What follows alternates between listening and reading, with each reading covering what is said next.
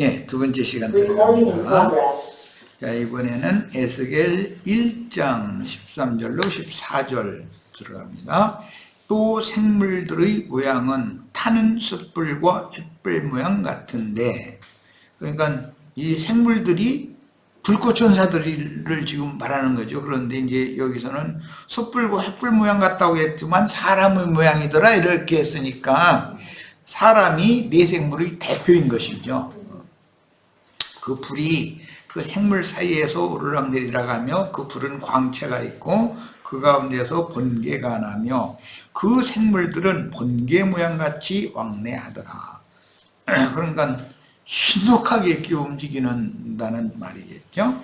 자, 제사장 에스겔에게 보이신 네 생물은 사람의 형상과 모양이었으니 사람 천사들인 부활의 아들들이요 하나님의 아들들인 불꽃 천사들이다. 주님께서 재림을 완성하실 때 천사들과 함께 오리라고 예언하신 천사들은 대부분 사람 천사들로서 계시록에서는 사람의 청량, 천사의 청량 이렇게 표현을 했죠. 사람인데 천사가 됐다 이 말이에요 지금. 그런데 반대로는 사람의 청량, 사람의 수, 짐승의 수의 인간인데 짐승일 수도 있고 사람인데 천사가 되는 경우, 이게 두 가지가 성경에서는 극과 극으로 대조를 하고 있습니다. 자, 그래서 주님께서 재림을 완성하실 때 천사들과 함께 오리라고 예언하신 천사들은 대부분 사람 천사들로서 짐승 사람과 대비되는 용어입니다. 자, 계시록 4장 5절로 9절입니다. 보좌로부터 번개와 음성과 우레소리가 나고 보좌 앞에 켠 등불 7이 있으니 이는 하나님의 7 영이라. 구약성경에는 7 눈들이라고 이렇게 되어 있지, 앞뒤에 안팎으로 눈이 가득하다 이렇게도 표현했고, 보좌 앞에 수정과 같은 유리바다가 있고, 여기서는 수정과 같은 유리바다인데 15장 2절에 가면 불 섞인 유리바다가 되죠. 그러니까 바다라는 세상을 말하는 건데 하나님의 보좌에서 세상을 유리너머로 보듯이 그냥 빠짐없이 다 살펴볼 수 있다는 뜻이고, 그런데 이때는 유리바다였지만 15장 2절에 가서는 불이 섞인 유리바다라고 했기 때문에 이때는 이제 세상 나라가 심판이 집행 중이다라는 것을 보여주는 거예요. 자, 보좌 가운데와 보좌 주위에 네 생물이 있는데 앞 뒤에 눈들이 가득하더라. 이것은 7눈으로, 무슨 7이라는 수는 아무 숫자인 것이죠. 성경이 사용하는. 자, 보좌 가운데에는 그 그리스도가 임재하시고 보좌 주위에는, 보좌 가운데에도 이 네 생물이 있고 보좌 주위에도 네 생물이 있다고 그랬죠. 보좌 가운데에 계신 네 생물은 예수 그리스도의 사람으로 오셨으나 하나님의 영광을 다시 회복하신 예수 그리스도가 보좌 가운데 앉아 계시고, 보좌 주위에는 우리 형제 자매님들이 그분을 봉해서 모시고, 영원한 하나님 나라의 보좌 주위에서 오늘날 청와대 대통령을 보좌하는 참모진들이 있죠. 그런 것을 연상하시면 되겠어요. 그렇게 돼 있다는 거예요. 그런데 네 생물이 앞뒤에 눈들이 가득하더라 그랬고, 보좌 가운데는 그리스도가, 보좌 주위에는 네 생물인 지천사들이 수호하고 있다. 하나님 영광을 수호한다 그 말이요. 그 다음 7눈이라는 건 많은 눈이라고 되어 있죠. 구약성경에는. 자, 계시록 4장 7절, 그 첫째 생물은 사자 같고 둘째 생물은 송아지 같고 그 셋째 생물은 얼굴이 사람 같고 그 넷째 생물은 날아가는 독수리 같은데, 이건 형제 요한을 통해서 요한복음과 계시록을 쓰게 하셨기 때문에 사복음서의 첫 번째는 사자로 상징된 왕권, 짐승세계를 억압하고 제어하고 다스리는 사자. 이제 모든 인간들은 짐승들을 보는 거지, 하나님 보실 때 이제 사자가 왕이죠. 짐승세계에서는. 이것은 천구의 왕이신 주님을 보여주고, 둘째 생물은 송아지 같다 그랬는데 이것은 종이다, 하나님의 일꾼 상징이고, 셋째 생물은 얼굴이 사람 같다. 하나님의 형상과 모양으로 재창조되어진, 즉 부활 승천하셨다가 재림하신 주님이 이 네 생물의 대표자죠. 사람 예수가, 사람이신 그리스도 예수가 네 생물의 대표자예요. 그 다음에 넷째 생물은 날아가는 독수리 같은데, 이것은 공중의 권세 잡은 모든 악령들을 이렇게 완전히 어구하고 제어할 수 있는 능력과 권위를 가진 하나님을 상징할 때, 예수 그리스도의 그 영을 상징할 때 독수리로 이렇게 표현을 했어요. 자, 네 생물은 각각 6날개가 있다. 이건 에스겔서에서 인용을 하면서도 불구하고 여기에서는 이사야 선지자의 말씀을 곁들여서 지금 인용하고 있는 거죠. 6날개가 있는 건 스랍천사들이 썼어요. 구약성경에 6날개를 가졌고 그 안과 주위에 눈들이 가득하더라. 이것은 에스겔서나 이사야서가 똑같죠. 다니엘서에서도 이 동일한 말씀이 나오죠. 자, 불꽃은 하나님의 눈동자로 비유되며 백체 중에서 가장 중요한 빛과 생명을 반영하므로, 눈이라는 것이 작은 지체지만 굉장히 중요한 역할을 하죠. 예, 내 눈이 밝으면 온 몸이 밝으리라 라고 하신 말씀과, 온 몸에 눈들이 많다는 표현은 곧 안팎으로 밝은 사람 천사들, 모든 면에서 다 밝히 볼 수 있는 이상과 계시가 너무나 분명하고 확고한 사람, 이제 그런 사람 표현할 때 이렇게 표현을 하는 것이고, 이것은 결국은 밝은 눈들로 온몸이 이렇게 덮여 있다는 말은 신의 영광 빛으로 속옷과 겉옷을 입었다는 뜻이다. 이게 영광을 입었다는 표현과도 같은 뜻이다 이거예요. 그러니까 우리 형제 자매님들은 다 안팎으로 밝은 사람이 되는 것이 빛으로 옷을 입는 것으로 표현된다는 의미를 꼭 이해를 하셔야 되겠어요. 눈이 밝아야 된다라는 말은 마음 눈이 밝다는 건 영안이 밝다, 이제 세속교회는 흔히 이렇게 말하는데, 이것은 이생의 일과 이생 너머의 일과 3계 천상세계와 지상세계와 지하세계의 모든 일에 있어서 통달했다, 이제 이런 말이에요. 그래야 성경을 아는 사람이죠. 이렇게 아는 사람이 하나님과 그의 보내신 자 예수 그리스도를 아는 것 영생이다 그랬는데, 이렇게 아는 지혜와 지식이 충만한 사람, 온 몸에 눈이 7눈이 그냥 전부 눈들이요. 그런데 이 사람이 사람인데 불꽃 속에 이게 불타가면서 있는데 사람 모양 같은데 또 눈들만이 가득해. 그 그림 한번 그려보세요. 나한테 좀 그림 잘 그리시는 분. 불이 활활 타는데 사람이 타고 있는 것 같은데 그 사람은 실제로는 온몸에 앞뒤에 눈이 가득한 이런 천사가 우리 형제 자매님들이 오는 세상을 유혹으로 받게 될 시천사의 모습이다, 이런 말이에요. 참 말로 설명하기가 쉽지가 않죠. 사도행전 2장에서 그래서 각 사람들 위해 불효 같은 것이 와서 함께 있다 할 때 시천사들이 그런 모습이다, 이런 말이에요. 자, 그들이 밤낮 쉬지 않고 이르기를 거룩하다 거룩하다 거룩하다. 이것은 아까 에스겔서에서 또는 이사야서에서 이게 이제 삼송이다 해가지고 하나님의 영광을 찬송을 하는데 거룩하다 거룩하다 거룩하다 꼭 3번을 하지요. 계시록에서 그 말씀을 인용을 한 거예요.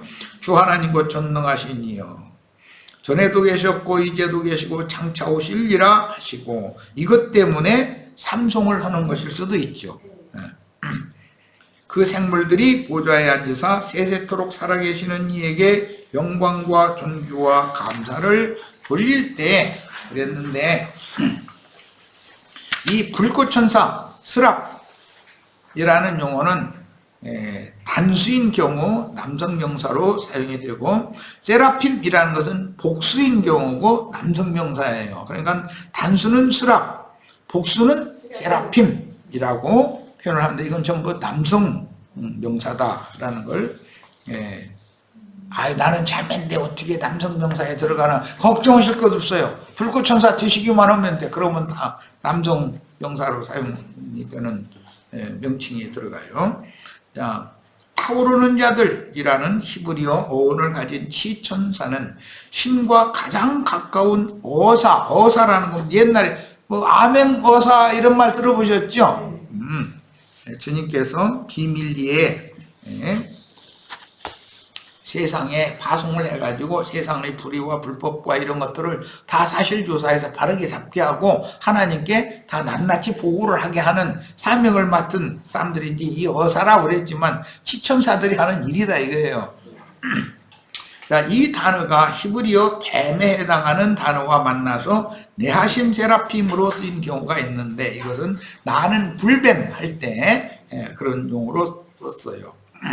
자, 이것은 이제 위키백과라고 하는 세상 그 교계의 신학 그 자료에서 내가 옮겨온 거예요. 그런데 내가 가르치는 것은 더 정확하지. 이런 세상 교계에서도 이런 걸 신학적으로 다 배우고 있다 이거예요. 그러나 이게 그냥 하늘에 있는 어떤 천사다 이렇게만 생각하지 내가 이 세라핌 천사가 돼야 된다는 건 모르고 있는 거지 지금. 자, 구속을 이루시고 부활 승천한 후에 아버지께서 아들의 이름으로 세상에 보내신 또 다른 보혜사인 생명 주는 영께서 이번에는 죽은 자를 살리시며 생명의 대가 끊긴 사람의 계대를 만대까지 이어지게 하는 능력의 영으로 강림하여 첫 아담의 계보는 요한의 대에서 딱 끊어지죠. 예수님은 아담 세계를 심판해버리는 거니까 예수님의 죽음이라는 건 아담 세계가 거기서 딱 끝나는 걸 말하는 거예요. 그리고 그리스도의 새 세계를 지금 부활하신 그 그리스도의 영이 제자들 속에 임했을 때부터는 새 시대가 오는 거예요. 이제 새 영과 새 마음을 가진 새 하늘과 새 땅을 유업으로 받은 참 지자들의 새 세계를 예수 그리스도의 그 영께서 펼치신 거예요. 그런데 오는 세상에는 세상 나라가 주와 그 그리스도의 나라로 다시 새 세상이 또 온다는 거예요. 이방인들의 때가 끝나고 주와 그 그리스도의 나라가 또 와요. 그리고 나서는 천년이 산 다음에 영세로 넘어가는 거예요. 하나님 경륜이에요. 자, 구약 4,000년이 있고 교회 시대에 이제 2,000년이 있고 그 1,000년의 차이까지가 있고 이 3단계가 지나야 영원한 세계로 다시 이어진다는 거예요. 자, 인용한 본문에서 말하는 급하고 강한 바람이나 불의 혀라는 표현은 하나님이 부리시는 두 부류 천사들의 운행을 상징하는 특별한 용어들이므로 지으신 영, 그걸 바람이라고도 영이라는 말을 바람이라고도 번역이 되니까 같은 단어예요. 천사들인 그룹 천사들과 사람 천사로 만드신 걸작품인 불꽃 천사들인 샤라프 천사들에 대한 계시를 받을 필요가 있어요. 이것은 천사 부류가 성경에 두 부류가 제시된다. 그룹 천사라고 흔히 말하는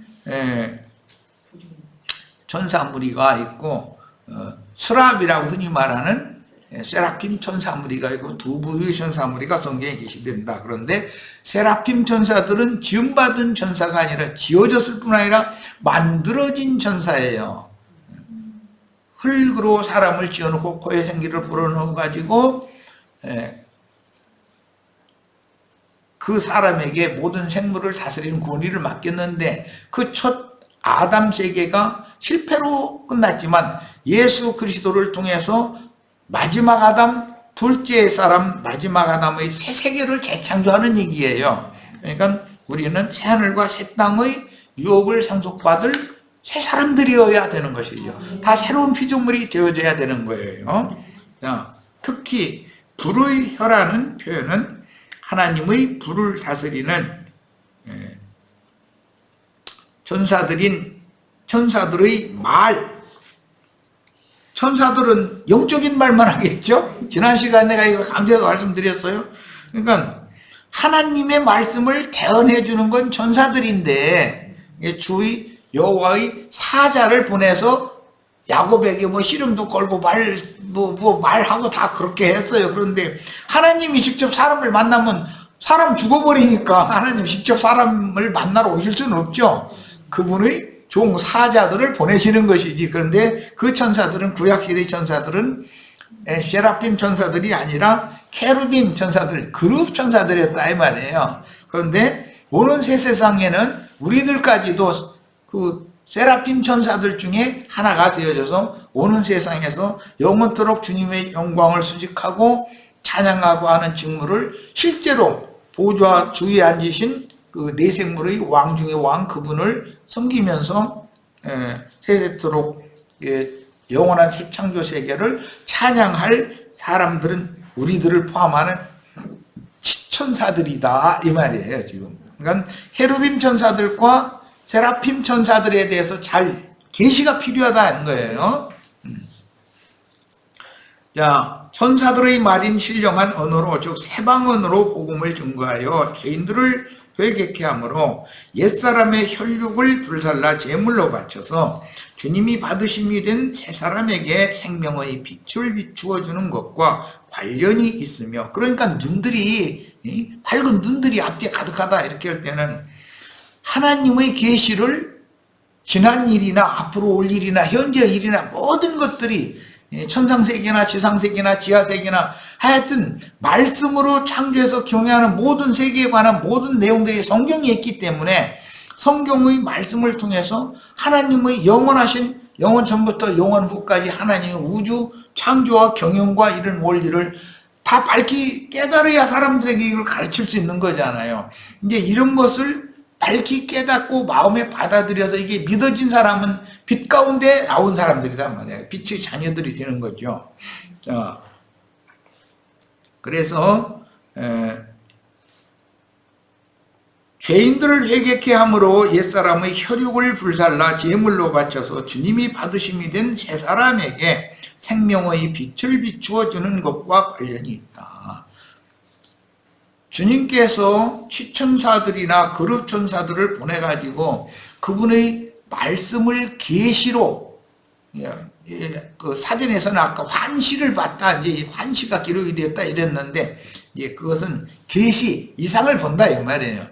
자, 그것은 영의 세계에 관한 영적인 말씀을 듣는 것이지 인간의 말을 듣는 얘기가 아니잖아요. 자, 그런데 영이신 하나님과 하나님의 그 피조물들인 그룹 천사들이나 즉 케루빔 천사들이나 스랍 천사들을 통해서 말씀하시는 하나님의 말씀의 대언자들의 말을 영으로 하는 말인데, 그걸 사람이 알아들으려면 영의 감동을 받아야 알아듣는다. 그걸 계시를 받았다 그래요.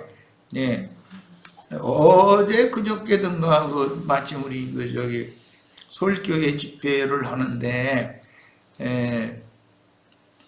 요한이 예수님을 요단강에서 이렇게 침례를 했어요. 그런데 하늘이 열리고 하늘에서 이는 내 사랑하는 아들이요 내 기뻐하는 자라는 음성이 들렸다 그랬어요. 그런데 그 하늘에서 하나님이 이는 내 기뻐하는 자라는 예수 보고 하는 말인데, 그 말을 할 때 육신의 귀로 듣는 인간 세상의 말이 아닐 거 아니야. 그러니까 하늘에서 말씀하셨다는 건 하나님 자신의 음성을 들려줬다라는 뜻이고, 요한은 영의 생각이 열렸기 때문에 그 음성을 들었고, 예수님은 당연히 아버지 음성을 듣는 건 당연한 거고. 자, 그런데 이것은 전부 영의 일에 관하여 영적인 말씀을 하신 것을 들은 것을 말하는 것이지, 물질적인 장공 하늘에서 무슨 인간들이 듣는 그런 육의 음성으로 말씀하였다는 말이 아니란 말이야. 기본적으로 이런 문제가 해결되지 않으면 삼일체 교리에서 벗어날 수가 없어요. 봐라, 하늘에서는 하나님 말씀하시고 갈릴리 바다에서는 인자로 오신 하나님 아들이 지금 침례받고 있는 중이고, 성령께서 비둘기같이 임하셨다고 그랬잖아요. 삼위일체 아니냐, 이게 이래버리는 거예요. 그게 기독교계잖아요. 성령의 말씀이 곧 하나님의 말씀이고, 예수님의 영 안에서 예수님이 그 말씀을 들은 거고, 영의 감동을 받은 요한이 영적인 음성을 들었다라는 말이지 육신의 말이 아니다. 이거는 전혀 기본적으로 이런 것이 해결이 돼야 돼요. 하나님 오직 한 분이에요. 예? 한 분 예수의 심령 안에서 아버지의 음성이 들린 거예요. 이렇게 이런 것을 명확하게 계셔야 돼요. 그리고 성령이 비둘기같이 임했다 그러는데 그 거룩한 영이 하나님이에요. 하나님은 성령이잖아. 하나님은 원래가 영인데 이게 어떻게 비둘기같이 임하셨는가. 이것은 비둘기라는 게 날갯짓을 하는 거 이제 파장, 좋은 소식을 가지고 사람에게 하늘로부터 사람에게 이렇게 전달하러 오는 것을 상징하기 때문에 하나님의 말씀이 영의 말씀으로 예수님의 심령에까지 이렇게 임하신 상태를 비둘기같이 임했다 이래놨더니 이봐라. 성령은 비둘기같이 임하시고 막 이렇게 나오면 그럼 사방에 비둘기 똥 싸러 다니는 비둘기들 많은데 성령이 사방에 똥 갈기러 온단 말이야? 비둘기가 인간 말을 할 수도 없을 것이고 사람의 생각을 바꾸란 말이야. 하나님은 거룩한 영이신데 거룩한 영의 음성을 예수님과 침례다 요한이 영으로 들었다. 영으로 들을 때 그 하나님의 말씀을 그 성령의 음성으로 들려주셨다 이 말이지. 그러니까 무슨 신이 둘이 됐다 셋이 됐다 이런 식으로 생각하면 큰일 나는 거예요. 말씀이신 하나님 아버지가 곧 성령이에요. 예수 안에 있는 예수님의 심령 안에는 신성의 모든 충만이 예수님의 중심에 충만했어요. 그러니까 예수님과 하늘 아버지는 하나죠. 나와 아버지는 하나다. 한 하나님이어야 되는 것이지 신이 둘이 됐다 셋이 됐다 기분 나쁘면 또 하나가 됐다 막 이래서 하면 정신어지러워서 이거 아무것도 안 되는 거예요. 이거. 자, 이 바람전사들이 급속한 운행은 내적인 지진을 일으키며 굳은 바위도 부수고 쪼개어 생수가 흘러나게 할 수 있으니 성경은 전사들의 활동을 통해서 하나님이 운행하실 때 바람이 급하게 부는 것으로 표현을 합니다. 온 세상을 심판할 때 땅의 사방의 바람을 붙잡아 놓고 있다가 언제까지? 이스라엘 12지파에게 인을 칠 때까지 바람을 불지 못하게 하고 있다가 인받은 자의 수가 딱 차면 바람을 풀어놔 버리면 온 세상에 심판의 불바람이 이제 불어댄다는 거다. 사방에서 한 군데에서 한쪽으로 불으면은 정신이나 차리지. 사방에서 막 몰아불어대면 정신 차리겠어요? 그런데 그런 조짐이 지금 미약하지만 다 보이잖아요. 가짱게 저 북방 민족도 저희끼리 말해 싸워서 앉았고 이거에 결국은 말려들게 돼 있어 세계가. 그것도 뭐 정치적인 얘기인데 이건 뭐 사실은 그렇지만은 이 정권이 어떻게 된 정권인지 뭐 일장기 내걸은 사람이 오히려 어떻게 해서 일장기를 내걸었냐. 나 일본 사람이야 했대. 근데 나중에 알고 보니까 목사님이래는 막 그게. 그러면서 그 사람 설교 강단에서 일본이 우리나라를 도와주지 않았으면 우리나라가 이렇게 잘 살겠냐 이러고 앉았더만 또 설교 들어보니까 그런 사람들이 판을 쳐 지금. 그건 뭔 뜻이냐. 일제의 잔재 세력들이 지금 다시 부활된다는 뜻이잖아요. 오늘날 정권 잡은 사람들이 다 일제의 잔재들이잖아요. 이런 것이 이게 내가 볼 때는 심상치 않은 분위기가 이렇게 움직이는 거예요. 난 그런 걸 보고 있어요. 그러면서 또 이 나라 정권은 또 일본하고 뭔가 배상 문제를 어떻게 했는데 일본 사람들은 생각도 않고 있는데 우리끼리 그냥 다 갚기로 하고 주기로 하고 했다느니 우리나라 돈도 많은가 봐. 좀 어떻게 된 일이니 나 자세히 모르지만 어쨌든 그런 것 때문에 시끌시끌하더만. 그래서 그 일제의 그 고통받던 그 시대 사람들 대다수는 다 고통을 받았고 소수 일제와 이렇게 손잡고서 군림하던 소수가 지금 부활되고 있구나. 그 후손이 부활되는구나. 난 그런 걸 느끼면서 굉장히 불안을 느껴요. 그러니까 우리는 항상 정신 차리고 사셔야 돼. 코로나가 지나가니까 또 이상한 것이 바람이 또 일어나는 거예요, 지금. 그 바람 부는 거, 이게. 바람 설명하느라고 이런저런 얘기한 거예요. 뭐, 세상 나라와 나는 상관도 없는 사람이지만, 또 이런 얘기 했다고, 뭐, 검찰청에서 한번 와보라 할 수도 물론 있지. 다 불러봐봤자, 나한테서 뭐 털어봐봤자 다 올 게 뭐가 있겠어. 자, 이 바람천사들의 급속한 운행은 내적인 지진을 일으키며 굳은 바위도 부순다. 그러니까 하나님의 영의 움직임이라는 것은 사람들 속에 지진도 일으킬 수 있고 그냥 꿈쩍 같은 바위와 같은 사람도 다 바위에다가 그냥 가루를 만들어 흩어버릴 수도 있고 얼마든지 그럴 수 있다는 거예요. 이게 하나님의 능력과 권세인 거예요. 능력으로 옷 입혀준다는 거 했는데 우리 형제 자매님들에게 이런 권세를 준다 이 말이에요.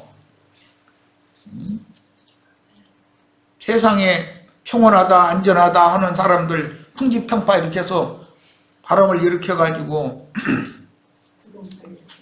사람들이 세상에 그 마음을 뺏기고 안일한 사고를 가지고 살지 못하도록 흔들어 놓을 수도 있고 지진을 일으킬 수도 있어요. 또 막 돈 많이 쌓는 거, 뭐 직장 나는 좋은 거, 이게 그것이 반석이나 되는 것처럼 그 속에 나는 이건 안전하다, 평안하다 하고 이렇게 있는 거 몰라. 아무리 좋은 직장이라도 홀딱 날려버리고 목 탁 쳐버리고 가서 너 멸시하고 천대하든 함부로 대하든 사람들보다 더 천한 직업 한번 가서 해봐고 시킬지 어떻게 알아. 이런 걸 모르는 거야. 하나님 얼마든지 이런 거 할 수 있다. 그러니까 우리는 하나님을 두려워해야 되는 거예요. 하나님 얼마든지 낮은 자를 높이시고 교만이면 높은 자를 높은 교만해서 그럼 낮춰버려. 가진 자를 뺏어버리고 가난한 자를 주어서 부유하게 하시고 얼마든지 하실 수 있어. 이런 것을 꼭 믿으셔야 돼요. 그런데 그 일에 쓰임받는 게 천사들이다 이 말이 하나님 부르시는 천사들이다. 오는 세상에는 우리들도 이렇게 하나님의 우주 경영을 직접 할 수 있는 그런 권위를 다 받아야 된다 이 얘기를 하느라고 지금 이런저런 얘기를 한 거예요. 자, 이 바람천사들의 급속한 운행은 내적인 지진을 일으키며 굳은 바위도 부수고 쪼개어 생수가 흘러나게 할 수 있을 뿐 아니라 다니엘서에 보면 태산을 다 쳐서 진흙 흩날리듯이 다 날려버린다고 그랬어. 그러니까 하나님은 하나님 직접 그런 게 아니라 천사들한테 야 이거 저 교만하기가 하늘 끝까지 닿는다고 지가 제일인 줄 알고 저러고 저놈 좀 그 산 무너뜨려 가지고 가루 만들어 흐트러 버려 그러면은 얼마든지 하실 수 있는 거예요. 이런 걸 하나님을 두려워할 줄 알아야 돼. 우리는 내가 지금 당장 무슨 뭐 권위가 있다고 돈품이나 있다고 뭐 배운 지식 나부랭이가 좀 있다고 괜히 세상 말로 내가 고상한 말을 잘 못하지 뭐 껍적대고 앉았다가는 큰 코 다쳐. 그러니까 조심해야 돼. 이런 얘기하면 막 공갈친다고 그러는데 그렇지 않아요. 하나님 얼마든지 그렇게 하실 수 있어요. 나도 모르게 교만해지면 안 돼요. 절대로. 사람이 나 오늘부터 교만해질 거야 해서 작정하고 교만한 사람이 어디가 있어. 그래서 구약시대부터 주의 보내신 신, 천사, 신께서 임한 하나님의 사람은 하나님의 말씀을 수호하는 천사들을 통해서 그 야곱이 야복나루터에서 여호와의 사자와 씨름했다고 그랬고 그게 여호와라고 돼 있어요. 그런데 호세아서는 천사라고 돼 있잖아요. 천사와 씨름을 했다. 그러니까 하나님은 직접 사람에게 임하지 않는다. 직접 임하면 사람이 죽으니까. 죄인한테 거룩한 하나님이 직접 나타나면 사람은 죽잖아. 그러니까 그거 안 되니까 종들을 천사들을 보내는 거예요.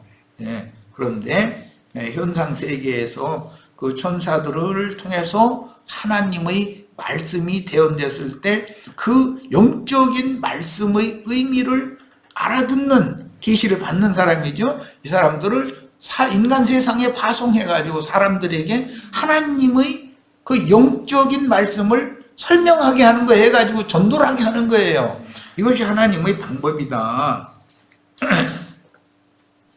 자, 구약시대부터 주의 보내신 신 천사가 임한 하나님의 사람은 하나님의 말씀을 수호하는 천사, 바람, 영들을 통해서 전달받아 예언자의 직임을 수행하여 지음받은 천사보다 월등한 지위를 가진 신의 아들들인 세라핀, 불꽃 천사들, 곧 온전케 된 의인의 영들인 하나님의 아들들이 되어 이 세라핀 천사들이 때로 함께 이렇게 운행을 하는 것은 구름이다. 구름이 움직이는 걸로, 그리고 구름수레다. 여호와 하나님은 구름수레를 타고 운행하시는 걸로 이렇게 상징을 하죠.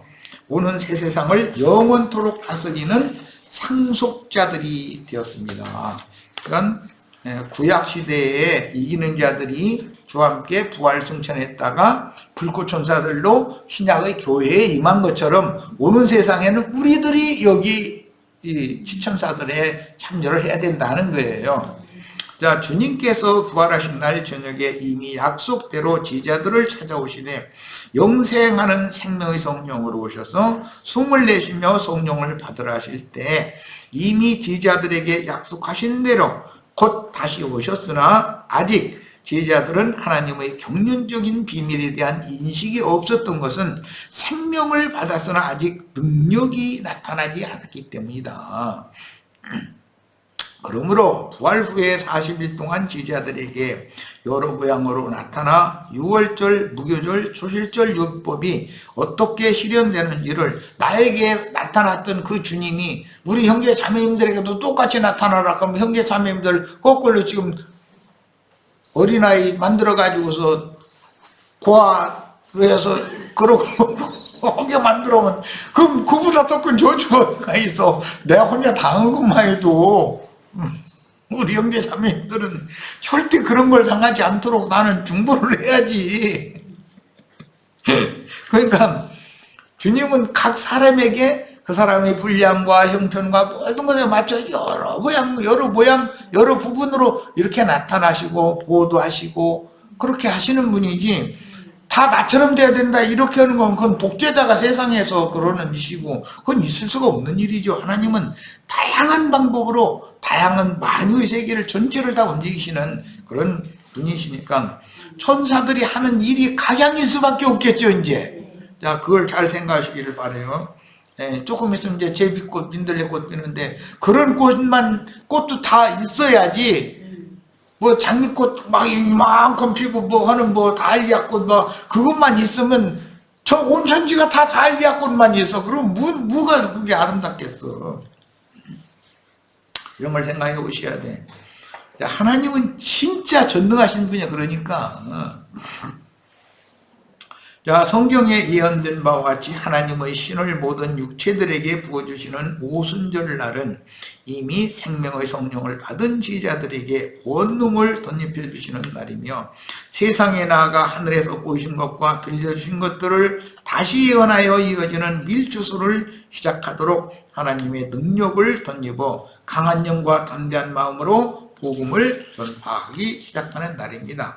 오순절 때 말로 인자를 회방하고 죽이기까지 했던 자기 백성들을 위해 천열매의 한단을 대표하는 두 증인인 모세와 엘리야의 영과 능력으로 함께 재림하신 그 영께서는 계시를 하나님의 왕국의 능력으로 영광 중에 임하시는 영적인 이상을 그 제자들에게 이걸 보여준 거예요. 그럼 당연히 음성을 들려주셔야 보인다는 얘기는 지난 시간에 충분히, 이게 먼저는 들려야 돼. 이게 바람소리가 먼저 들려야 그 다음에 불꽃천사들의 모양이 보인단 말이에요. 이게 이제 하나님이 사람의 마음 눈을 뜨게 하고 하나님의 우주 경영을 하시는 그런 모든 것들을, 영적인 세계를 깨닫게 하려면 그것을 먼저 듣고 계시를 받은 종이 나가서 이런 것을 설명하고 가르쳐야지. 예배당 목사들식으로만 계속 가르쳐 놓으면 그 사람들이 하나님의 세계를 어떻게 합니까? 모르나 이 사람들이.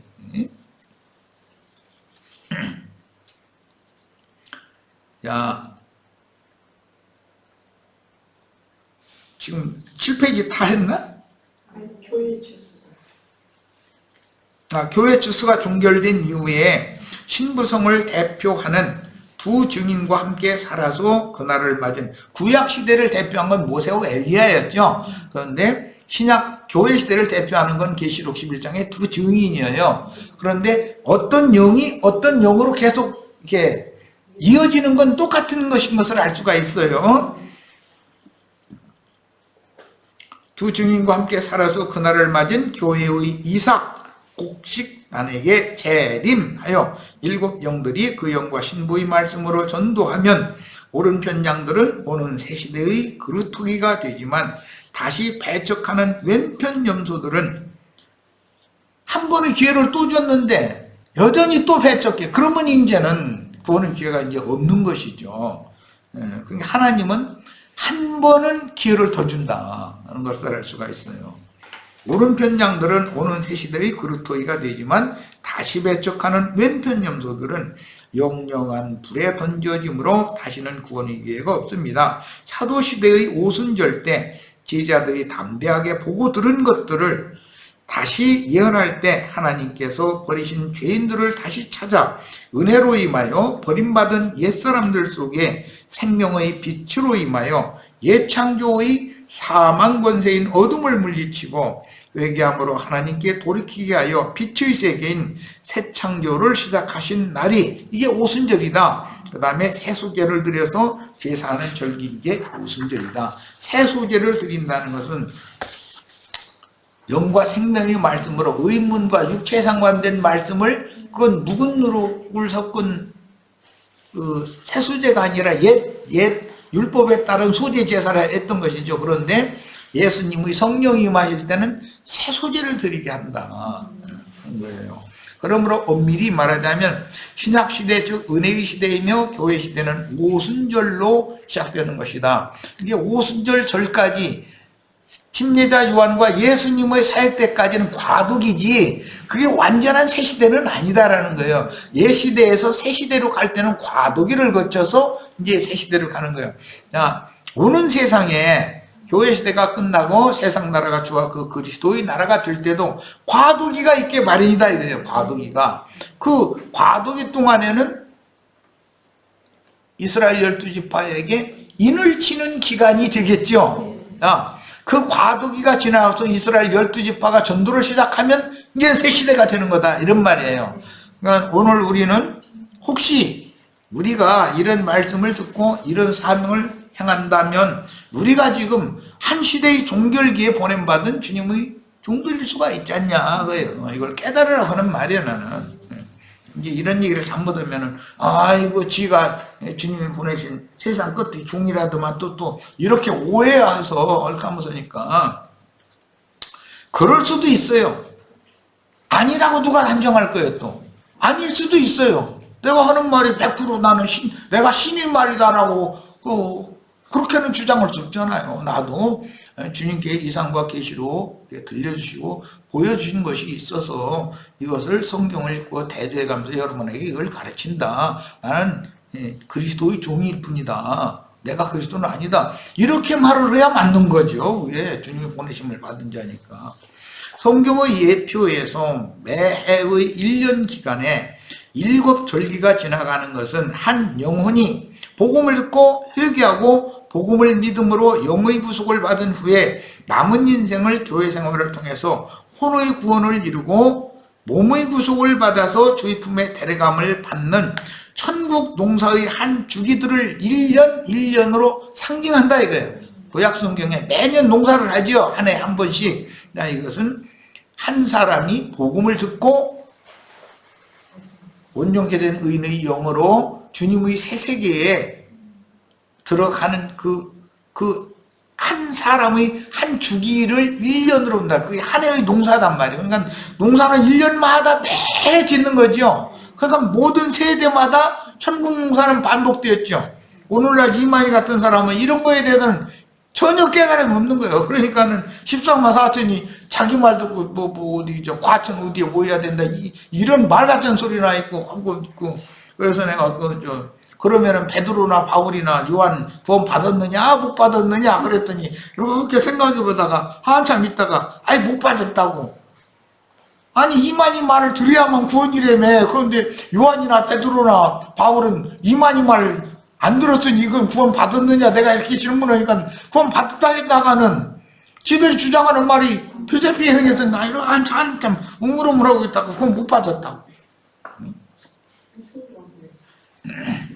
하면서 말세의 무슨 중이래나 이긴 자래나 그분의 이 말씀을 들어야 구원 받는다고 그래서 이만희 말 못 들은 사람 구원 받는 하나도 없어 지금까지 2000년 동안. 이러고 앉아있는 거예요. 그럼 14만 4천 저희만 구원 받았다니 이러고 앉아. 그러니 그런 말을 듣고 기분이 좋다고 거기에 떼집으로 몰려서 저러고 있는 사람들 얼마나 불쌍해. 성경의 이런 간단한 진리조차도 모르는 사람들이잖아. 하나님이 그러면 농사 2000년 동안 내내 안고 쉬고 있다가 이만희 보내가지고 1년 농사 딱 끝나면 그럼 그걸로 끝이야? 그건 뭐야 그게. 14만 4천이라는 건 천열매의 한 단을 제사로 드리는 그 천열매의 한 단 이기는 자의 수에 들어간 사람들의 2000년 동안 매 세대에 그런 말씀을 전하는 자들이 있었고 이런 말씀을 믿은 사람들이 있었고 이 사람들의 수가 전체가 14만 4천이 채워지는 걸 말하는 거다. 그래서 이방의 충만함이 차기까지라고 되어 있지 않냐라는 걸 내가 명확하게 증거를 했는데도 그게 이만희 말을 듣고도 14만 4천이 들은 사람 얘기를 하는 거예요. 그건 로마서를 쓴 그러면 바울을 구원 받았느냐 못 받았느냐 그러니까 이렇게 했다가 구원 못 받았다. 아니 로마서에는 그걸 미리 예언을 해놨는데 바울이 한 말인데 그게 이방의 충만한 수가 차기까지 덜어놓은 그리스도 연에서 끊어져 나가겠다고 해놨는데 이게 앞뒤가 않는 말을 하면은 그건 해야 될 거 아니요. 당신 지금 가르치는 게 앞뒤가 안 맞지 않냐 하고. 예언하신 세상 끝 주수 때에는 영원한 복음을 마지막 나팔로 다시 예언하기 위하여 힘센 천사로 임하신 주님께 작은 책의 말씀을 받아먹고 수화한 증인들에게 그 영은 7배로 부어질 것이며 하나님의 권세와 능력을 덧입은 증인들은 목숨을 아깝게 여기지 않고 강한 영과 담대한 마음으로 추수기 나팔을 불게 될 것입니다. 그러니까 불꽃 천사들이 강력하게 와서 역사하니까 그 전하는 사람의 영이 이렇게 강하고 담대한 거예요. 난 죽는 거 두렵지 않다 이거예요. 이 복음이 이게 너무 확실하니까 나는 이걸 전파하다가 이거 또 이단자고 잘못하고 있다라고 해서 그걸로 박해하고 그러다 죽인다 해도 난 무서울 거 하나도 없다. 이게 능력의 영으로 덧입혀진 사람이라는 거예요.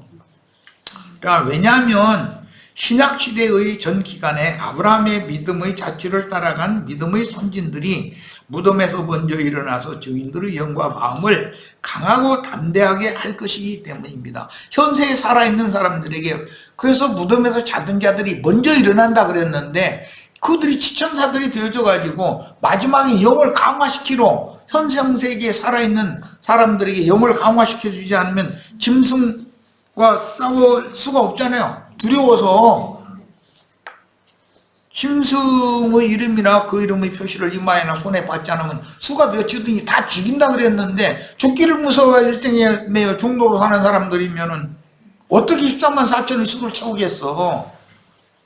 순교자의 수가 차야만 되는 일인 건데. 자, 오늘은 여기까지 하고 자료가 좀 남았는데 다음 시간에는 이제 나팔절 자료를 해드리면서 이 오순절 자료 1시간 더 하고 나팔절 말씀을 나누도록 하겠습니다. 자, 오늘 집회 모두 마칩니다.